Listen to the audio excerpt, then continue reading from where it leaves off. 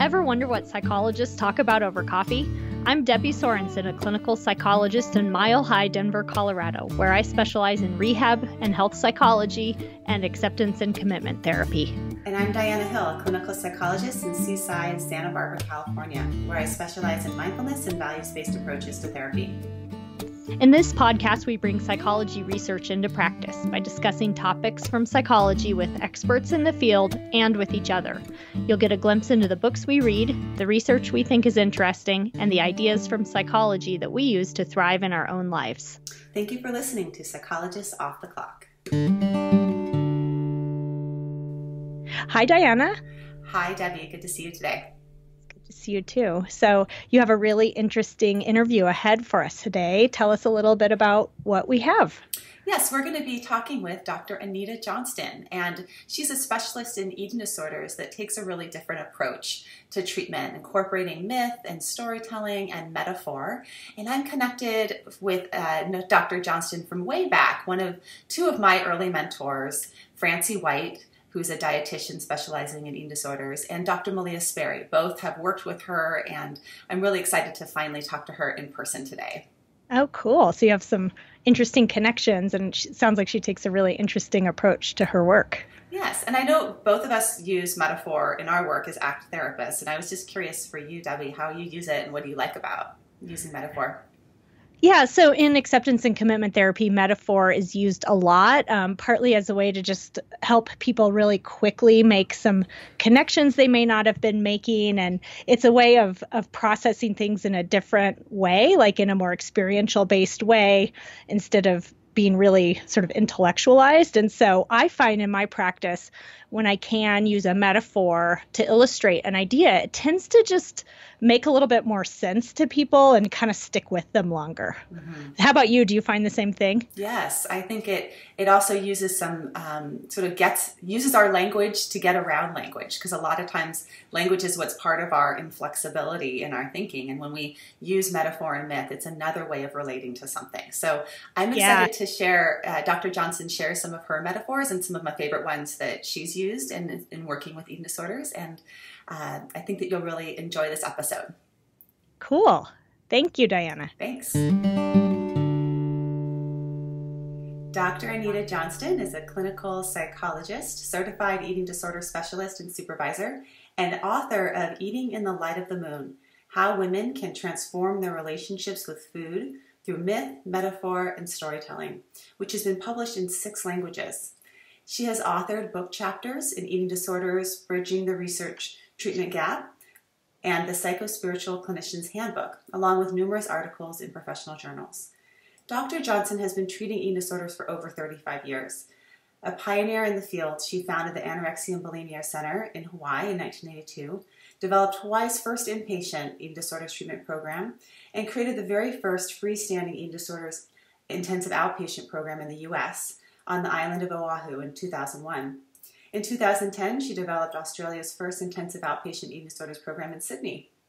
Currently, she serves as clinical director of IPONO Eating Disorders Program in Honolulu, as well as IPONO Eating Disorders Residential Facility in Maui, and is co-creator of Light of the Moon Cafe, which she'll talk about a bit today. It's an international interactive e-course, an online workbook for eating in the light of the moon. She's a recognized international workshop presenter and lectures around the world to professional organizations, conferences, and universities. And she's really best known for integrating metaphor and storytelling into her trainings as a clinical psychologist to explain the complex issues that underlie disordered eating behavior and other struggles with eating, weight, and body image. Welcome, Dr. Anita Johnston. Thank you. It's a pleasure to be here. And as we were just chatting about, we have a connection from my early training, which was with one of your mentees, Dr. Malia Sperry. So it's really an honor because you've been infused in my training in eating disorders from the very start. And now I get to talk to you in person. How fun is that? Yeah, really fun.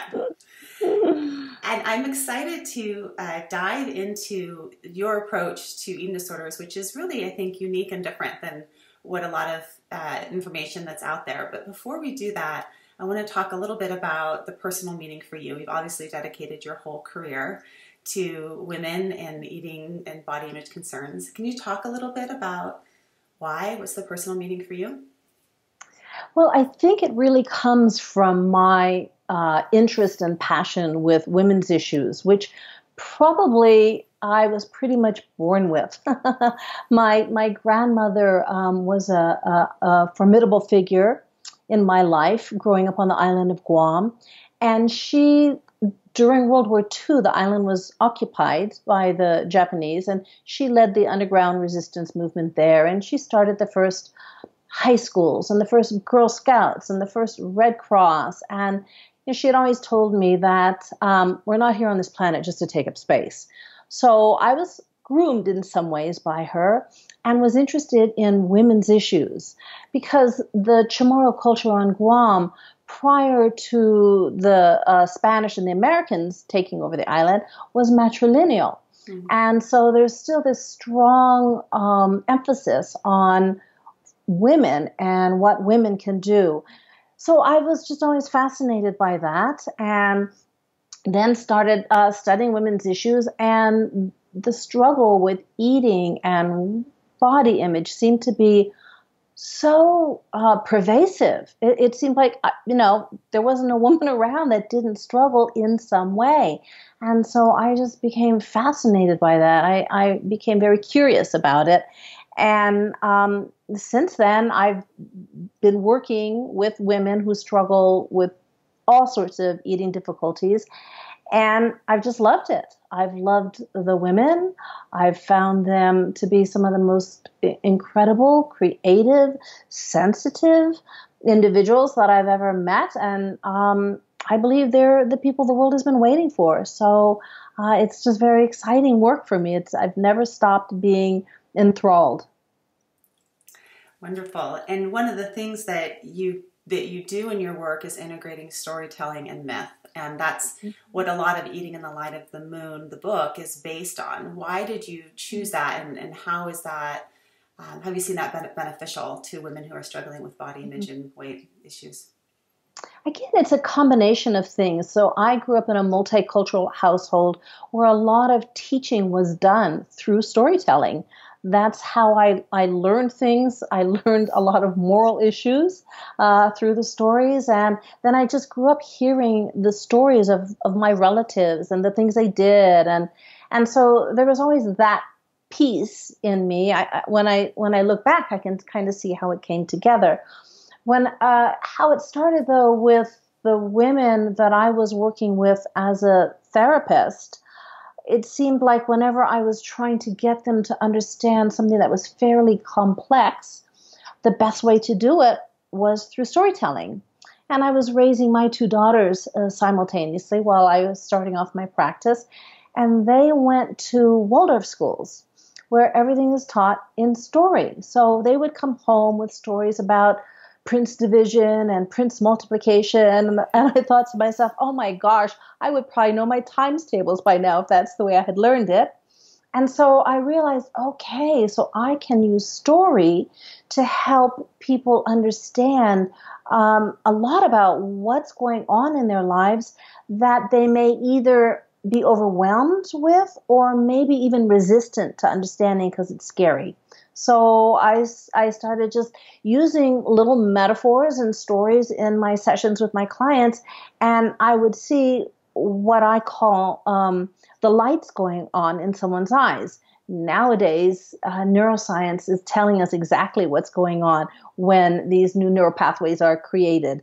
There is something that happens when they get the metaphor, and it literally lights up their brain. So I just started seeing how effective it was, and it saved a lot of time. Was the other thing that people could get some deep concepts fairly quickly, and then begin to apply it in their lives. One of my favorite myths is the log, the story of the log, and that's one that when we would run the Parents' Night at La Luna Center, Malia Sperry's treatment program in Colorado, we would often start the Parents' Night with the story of the log. And it was always an aha experience for the family to understand what the struggle is with letting go of an eating disorder. Can you describe that Sure. myth a bit to us? Sure. I remember the moment when I was sitting across from this woman and I was trying to help her understand something, and this imagery just popped into my head. And so I shared it with her, and since then it's my favorite metaphor because it seems to be everyone's favorite. I get emails from around the world from people telling me this helped them shift their understanding. And so I'll share it with you, and then it's in retrospect actually that I realized, oh, this is how come this metaphor works. So you start with imagination always, and imagination has the word imagery embedded in it, and so we're kind of going in a different side of the brain. We know that now. So you imagine you're on the banks of a raging river. It's pouring down rain, and you slip and you fall in and you're drowning. You're getting pulled down through the rapids, and along comes a big log, and you grab on. And the log saves your life. It keeps you from being pulled down into the currents. And it carries you eventually to a place in the river where the water is calm. And from there, you can see the riverbank. But you can't get there, even though you're trying to get there, because you're clinging to the log. So the irony is the very thing that saved your life is now getting in the way of you going where you want to go in life. And so this is important, I think, for people who are struggling with eating difficulties. It's important for them to understand that there's a reason for what they're doing, and a very good reason that often whatever the struggle has happened to be, it keeps them from drowning in some very strong emotional currents. But it's a little more complicated than that, because there's always someone on the riverbank yelling, let go of the log, let go of the log.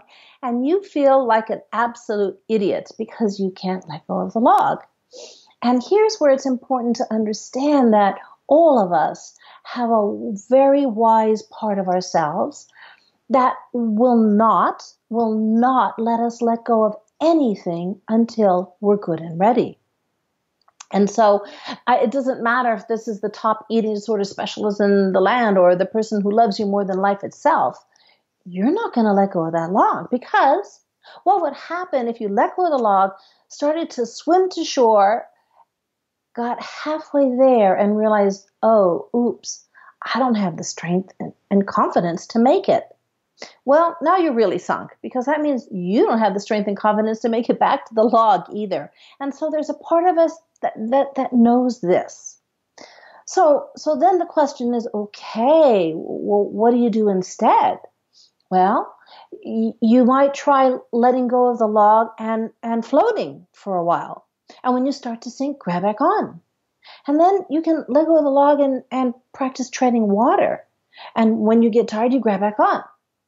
And then you let go of the log and you swim around it once, grab back on, twice, grab back on, 10 times, 100 times, 200 times, whatever it takes for you to have the strength and confidence to let go of the log. And so you can. So the idea with this is, first of all, there's a reason for whatever someone is doing in their struggle with eating. It has served a function, and it would behoove you to find out what that function is, because just letting go is not going to work. And no matter how many times people say, well, just start doing this, or just stop doing this, or why can't I just do this? Because this metaphor introduces another concept, and that's of a skill set.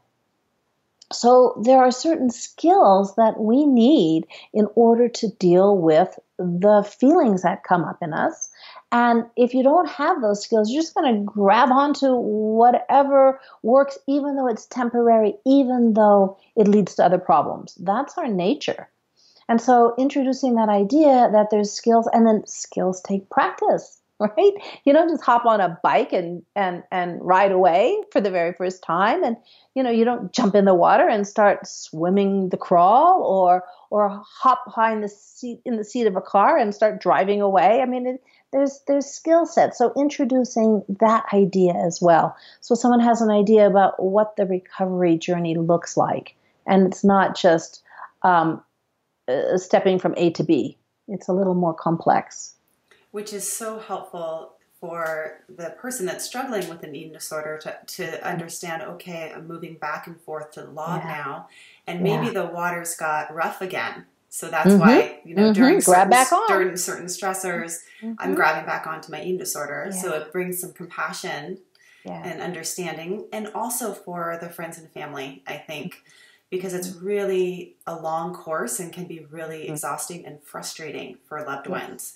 So that, I think that metaphor was always, we introduced that in the beginning for a reason, which is be prepared. They're going to get, back on this log, back and forth over and over again. But over time, they'll have some more time away from it. Right. If they understand that this is something that does need to be learned. And so it's not going to happen overnight. So there is that compassion for having to learn something.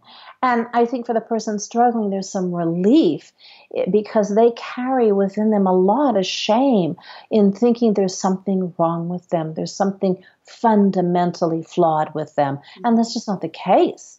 The reality is, more often than not, they're very emotionally sensitive, highly intuitive individuals who haven't, for one reason or another, been taught the skill set that they need to maneuver in a world that we live in that doesn't even appreciate and sometimes even recognize that.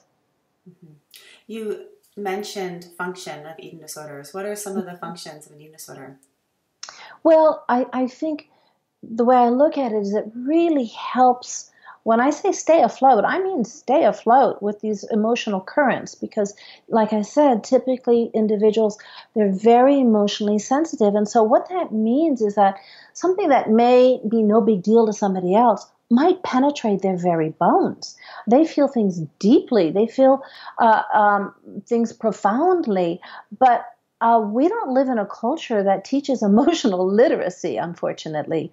In fact, we're taught often the opposite, just water off a duck's back, or it's no big deal, or quit overreacting. And so what happens is that there is a skill set that's important. And so one of the things that the eating difficulties do is they do help either numb you from your feelings or distract you from your feelings, metaphorically stuff them down, or metaphorically restrict them. And that gets played out, interestingly enough, in the eating behaviors themselves. Mm-hmm. So you can see through the pattern of what someone is doing with food, what really might be going on. And I think that's what excites me the most, is that there's such deep meaning to the struggle. It's just that the meaning is hidden, it's coded. But once you crack the code, it gets really exciting. Right. And you can see that through maybe for a young woman who's very angry at a family member, they don't eat at the table. And that's their way of expressing anger. Or, or for another young woman that's very angry at their family, they may purge afterwards. And that's another way of expressing anger. And if we can develop the skill of how to express anger, then maybe we wouldn't need to do those things anymore. Yeah.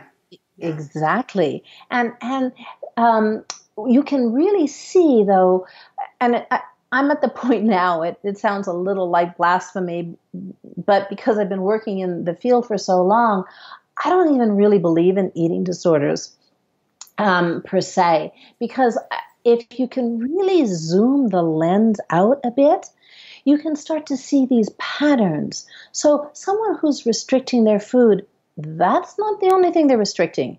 They're restricting their emotions. They're restricting their words. They're restricting new relationships. They're restricting experiences. They're always putting themselves on restriction for making a mistake. They restrict intimacy. They restrict their sexuality. And so you can start to see restriction everywhere. And someone who is binging and purging, or maybe yo-yo dieting, what you see is that they take in too much too fast, and then they got to get rid of it. So they don't just binge and purge with food. They do it with classes. They'll sign up for a bunch of classes and then get overwhelmed and drop out. or they'll meet somebody and all of a sudden that's the love of their life, and then they discover something they don't like and then they end it immediately. Or they'll go shopping and they'll buy a ton of stuff that they don't really need, and then they got to take it back. So you'll see this pattern everywhere in their lives. And if somebody is struggling with compulsive eating or binge eating, what you'll see throughout their life is this one theme of scarcity. There's never enough, not just never enough food, there's never enough coffee, there's never enough time, there's never enough attention, there's never enough money, there's never enough, and they feel like they're not enough. So you can start to look at it, and the beauty of it is that as they develop the skills they need to deal with whatever their eating difficulty is, it affects the rest of their life. Long after the eating disorder is gone, they've got a skill set that's incredible. Mm-hmm. And that's where food is the metaphor in some ways. What's happening with the food is just sort of the gateway to the whole experience. And if we just focus on the food, we're not going to be able to, figure out the whole picture. There's so much more going on. Yeah, and a lot is lost. Mm-hmm. And of course, typically the individual, they think that's the problem. They think the problem is food, or they think the problem is their weight. And in a way, there's some relief in that, because there's a part of them that feels that there's fundamentally something is wrong with them. So they can say, oh yeah, I know what's wrong with me. It's what I do with food, or it's my body size. There is a little relief in that, but because it's a red herring, it distracts them from what the real problem is, then that never gets solved. And that's where it becomes addictive in nature, in the sense that they just can't stop doing whatever they're doing. Because they're trying to get to something else and don't know it. So when you're working with eating difficulties, you enter the world of paradox. Because on one hand, eating disorders, for example, are about food, and on the other hand, they're not about food. and you have to find your way through this paradox. But it's a portal. It's a portal to a higher level of consciousness that is really incredible. Once people can understand, all right, you're on a journey, but where you're going is not just who you were before the eating difficulty. No. It's a place beyond your wildest dreams. Exactly. And it's amazing. And that's where I think with clinicians, often there's a line that's drawn of either clicians that say, I don't treat eating disorders at all. I stay far away from the paradox. And then those that are just in love, with women with eating disorders, because exactly what you're describing of what blossoms and blooms in the recovery process is phenomenal. And it's such an honor to be with a woman through that. Oh, it's extraordinary. Yes. And I think it's unfortunate that, again, there are clinicians that are afraid of it because they're taking the struggle too literally. Right. And it is scary. I mean, people die from eating disorders. It's serious business, to be sure. But there's a lot more going on that is fascinating and inspiring when you see somebody on that recovery journey. Yes.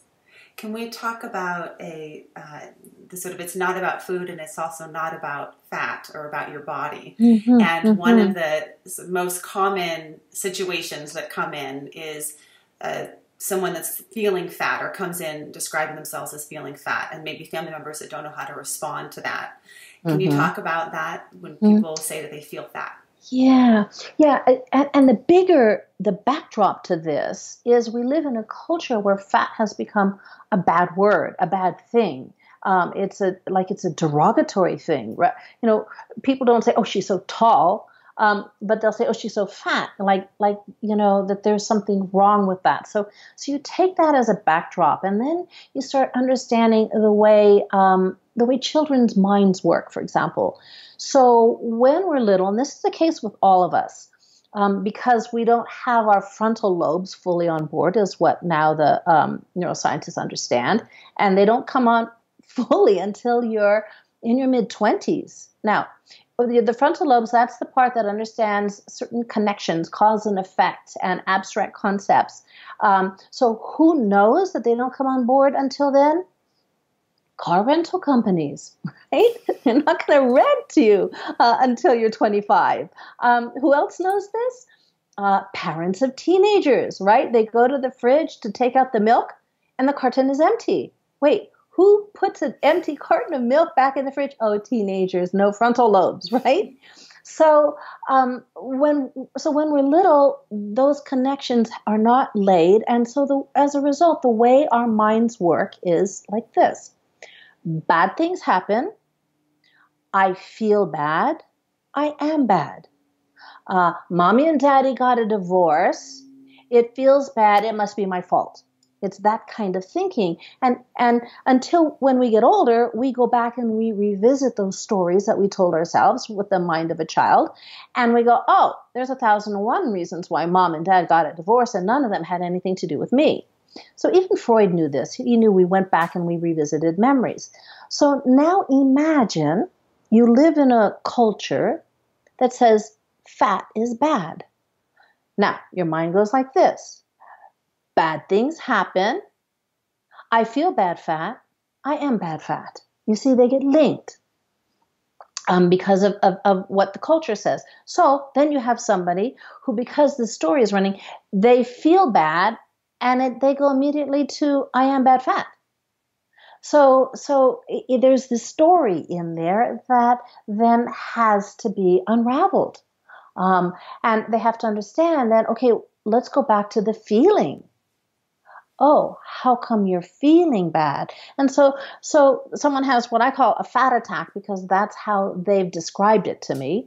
And of like waking up and feeling like they gained 20 pounds overnight. And in their mind, this is a really bad thing, even though it's not rational. There's, first of all, no way that could happen. And so then you have to trace it and say, okay, what's the bad feeling? And again, it's tricky because our language doesn't help us out very much. It gets to be a moral issue when you start using the word bad. And so then you have to realize, okay, a child would define an uncomfortable, a scary feeling, an overwhelming feeling, a painful feeling as bad. And we say that too. I'm feeling bad today. And so you have to find out, okay, so what's the feeling? And it's a feeling you're trying not to feel. And so you're distracting yourself, because what's the first thing you see when you're feeling bad? Your body, oh, my thighs, my butt, my arm. And so it's what happens is then it gets literalized, and then they're often running with the red herring. And the red herring it's a term used in whodunit mysteries. It's like, okay, who killed the old lady? Is it the maid, the butler, the chauffeur? And everyone's watching the maid because she's kind of weird. You know, she's doing things different. There's something strange about her. And at the end of the story, there's a twist, and it was the butler, who nobody suspected because everyone's watching the maid. So this is what happens with someone when they're having a feeling they don't know what to do with.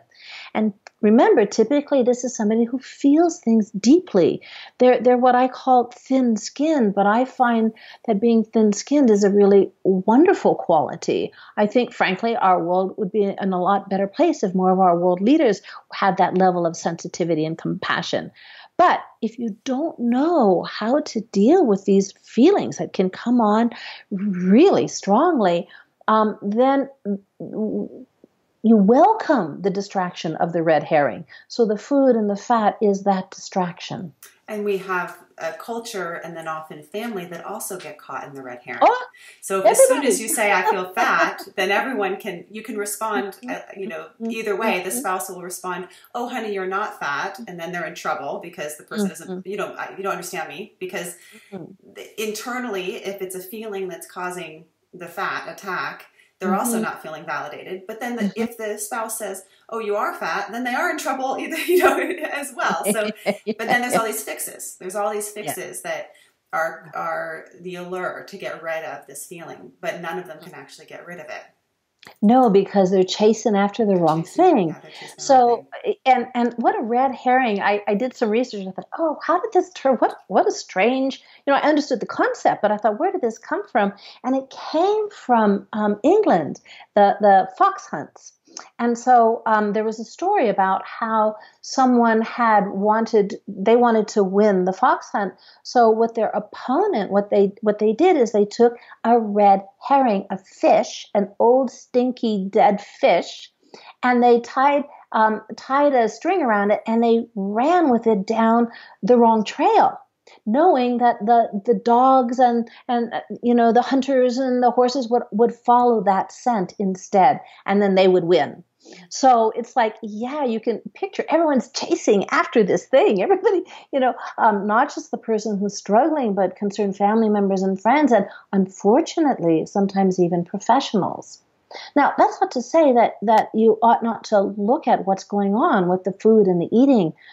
But if that's your sole focus, you're going to miss the bigger picture and miss what's really driving the disordered eating thoughts and behaviors. So what would be the questions that someone could ask themselves if they're having a fat attack? What's the feeling I'm trying not to feel? Now, it's kind of hard, right? Because often those feelings are unconscious. They're out of our awareness. So typically when someone says, oh, okay, what's the feeling I'm trying not to feel? The answer might be, I don't know. I feel fine. And so the fun part for me about working with eating difficulties is the food will take you there. So let's say you go, oh my God, I'm so fat. I ate that whole peach pie. So you're starting with that. So you go, okay. So then you look at, okay, well, what was going on when I ate that peach pie? And maybe you'll do a scan of your day, looking to see, okay, what was the feeling I was trying to not to feel? Maybe I was still ticked off at the person who cut me off on the freeway, or maybe I'm worried about an upcoming parent-teacher meeting, or maybe I'm concerned about something my boss said, or maybe I'm furious with my husband and I don't know how to approach him. So you kind of do a scan, but again, you may find, I don't know, there's nothing, I'm fine. And so here's where the world of metaphor can be useful. So that, for example, let's say I was working with this person with a peach pie. I would say, okay, I want you to tell me about what you love so much about peach pie that you ate the whole thing. And so maybe they'll start to describe it, and I will start listening metaphorically to the qualities they're describing, because that will give some clues. And so this is how you crack the code. And it works something like this.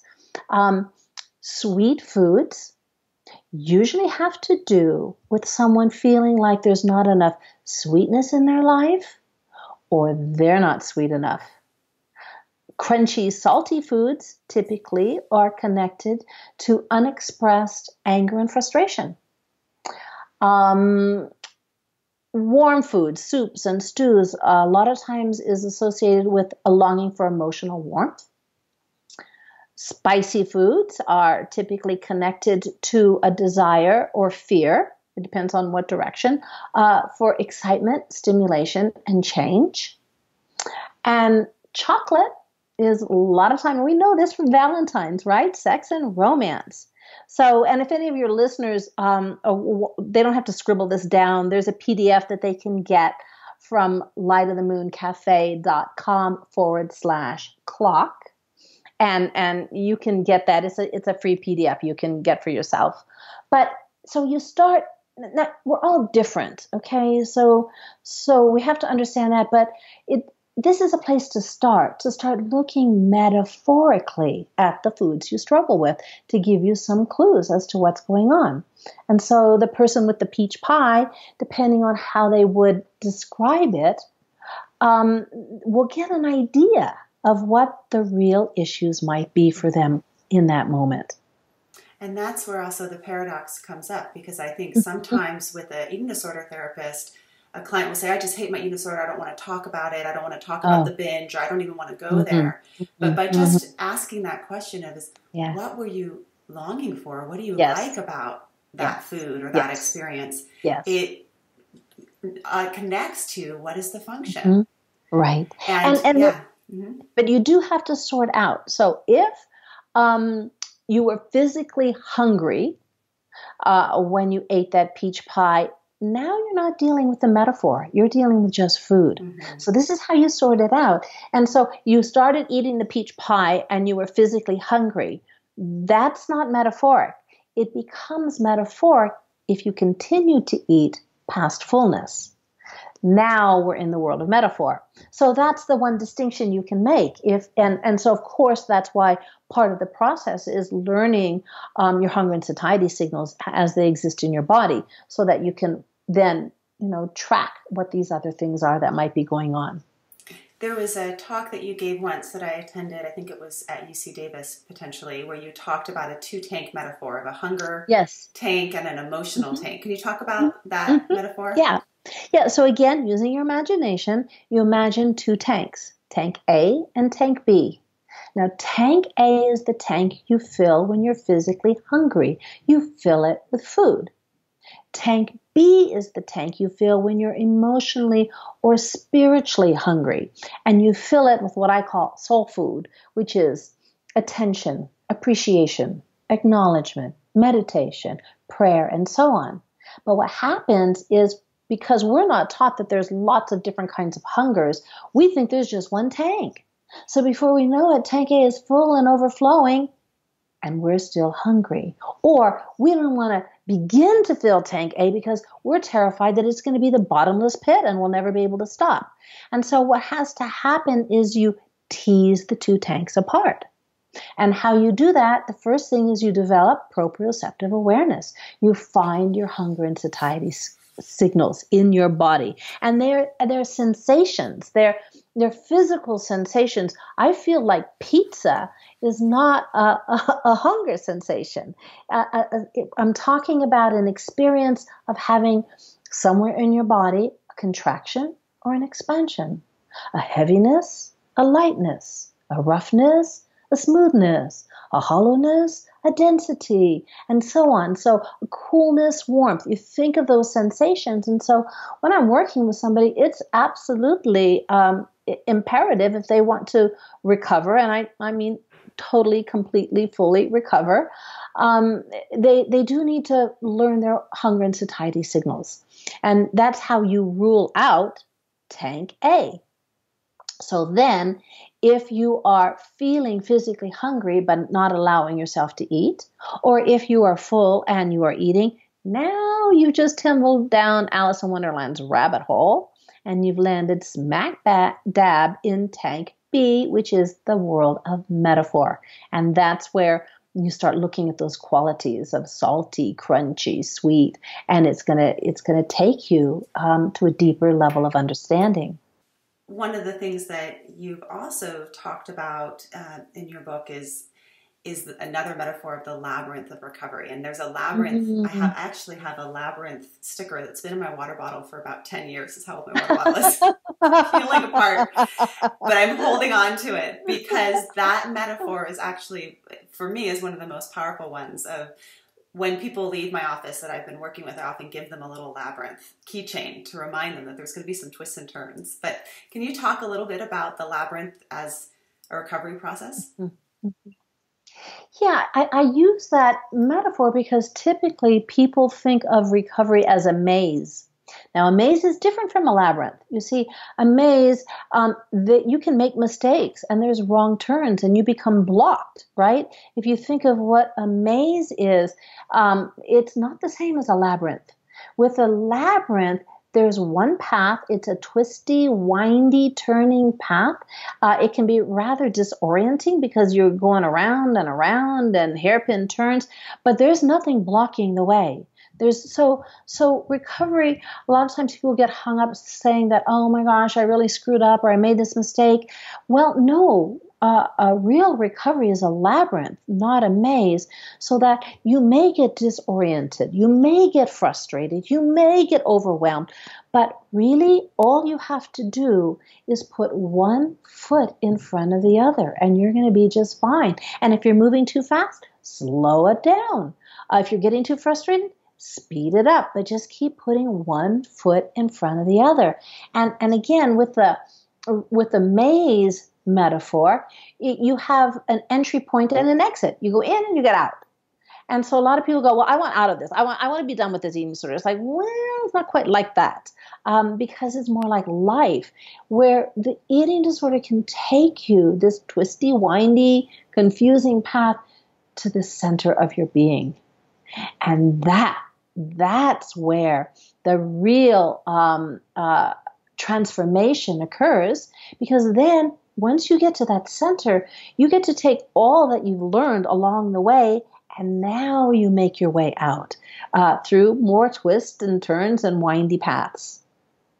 So it's a different, I try to bring in a different image of what recovery looks like. Mm-hmm.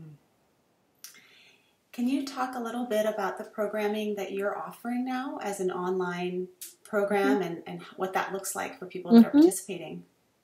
Well, it started years ago. People kept asking me for a workbook for eating in the light of the moon. And to be honest, every time I thought about it, it just seemed boring to me. I couldn't wrap my mind around it. And then I had been doing soul hunger workshops, which I still do around the country. And I also was working with a dietitian who had come to one of my retreats, the professional training retreats that I do in Hawaii with Francie White and Carolyn Costin. And we do Women's Circle. And she said, oh, I want to learn how to do this. And I said, I can teach you. So she started running Eating in the Light of the Moon support groups. But nobody ever wanted to leave. And so then she had 5 groups. And so she said, Anita, do you think we could create this online? And I went, oh, wow, I don't know, but I'm willing to try. And so we spent a year creating it and came up with the Light of the Moon Cafe, which now has expanded. And I have a series of 3 different interactive courses with me that when somebody signs up for 8 weeks, every single day they will get in their email box, they'll get, let's say day 1, we're reading chapter 7 in Eating Light of the Moon. And then day 2 might be me telling this, an audio of me telling the story and interpreting it. Then day 3 might be a poem about that concept. And then day 4 might be an audio of a metaphor. And day 5 might be an activity. And then day 6 will be songs to listen to. And then there's a forum, and everybody communicates on the forum, and I'm on that forum every day answering everyone's questions and responding to their comments. And then we have live calls. And so we do this for 8 weeks. And it's really extraordinary. The women, and there's one rule, which is no advice, only support, and nobody's broken that rule since. So I have that. And then I recently created a self-study course. So sometimes people didn't want to wait till the longer course started, and so they could hop on at any time. And that's at lightofthemooncafe.com. Your listeners can go check that out.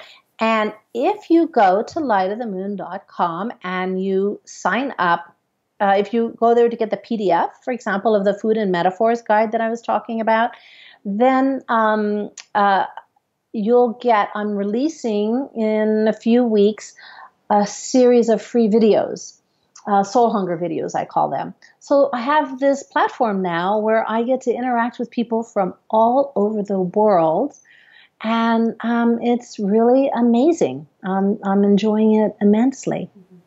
I love that it offers daily support, because I think that there's oftentimes when I'm working with people that even twice a week therapy isn't enough, that there needs, because the eating disorder is working 24 hours a day. Like I tell clients that it's doing push-ups while you're sleeping. So like having that intention on a daily basis of my recovery is the most important thing in my life, and I will, create time for this. But then having a community of people going through it at the same time. And the cool thing is you can, if you're up at 3 o'clock in the morning and can't sleep, You can go to the cafe and say, "Oh, I'm going to see what someone posted about that poem at the cafe," or if they uploaded a drawing that we've been working on, or so that's really something. And the women really connect and support each other in the most extraordinary ways.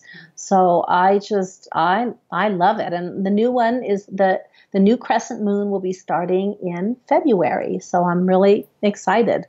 So they can either go and wait for that one to start in February and start with the whole group for the 8-week program, or they can do their own self-study if they want to start right today. They want to go online and do the it self-study, now. There's no interaction with me, and it's a mini course, but it's a great way to get your feet wet. And then also, once somebody gets on my list, I send out every week, I do vlogs of different metaphors or different podcasts that I might do, or different announcements, and so people would get on the list to get that kind of inspiration. Wonderful. That's such a great resource. So we'll put a link to the Light of the Moon Cafe and on both our website, and then that will link them up to you. And then if you want, again, the list of metaphors for what does crunchy, salty mean and what does chocolate mean, that's at www.lightofthemooncafe.com/clock. So is there anything else that you would want to share with us, Dr. Johnston, before we close? Yeah, I do. The thing that I think is so important for people to understand is that recovery, full, complete recovery is possible. Recovered, period. Now, it's sort of like a train. There's some people that might get off at a stop, and that's good enough for them, and so that they'll always be in recovery, and they may be following a food plan, and that's what works for them. But I think it's important that people know that should you choose to stay the course and be absolutely free of struggles with food and dieting and obsessions with how you look and what you're eating, that is possible. I know of thousands of women who have done it and are living extraordinary lives. And I meant it when I said this earlier, that in my experience, and this is what keeps me doing what I do, those who have struggled and recovered are the ones the world has been waiting for. They have extraordinary gifts that come out of their very emotionally sensitive, intuitive nature. And so I'm always cheering those on that they want to go, because we all benefit. Well, that's a wonderful thing to close on. Recovery is absolutely possible. And we look forward to seeing all the women that are going to be moving into recovery as a result of some of your programming. So thank you. Yes. Thank you. Okay. Take care. Bye-bye. Thank you for listening to Psychologists Off the Clock. You can find us on Twitter, Facebook, and iTunes.